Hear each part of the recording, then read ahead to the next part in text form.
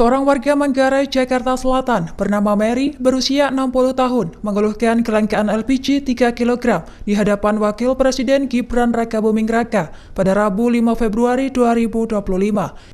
Mary meminta penambahan kuota LPG agar kebutuhan warga kecil tercukupi. Kala itu Gibran juga berbincang dengan warga yang tengah mengantri membeli gas bersubsidi. Mengutip Kompas.com, Wapres Gibran Rakabuming Raka menghabiskan waktu lebih dari 30 menit di lokasi tersebut. Ia memperhatikan langsung aktivitas warga yang mengantri gas di pangkalan gas milik Mary. Mary mengungkapkan pelanggannya berasal dari berbagai wilayah bukan hanya Manggarai.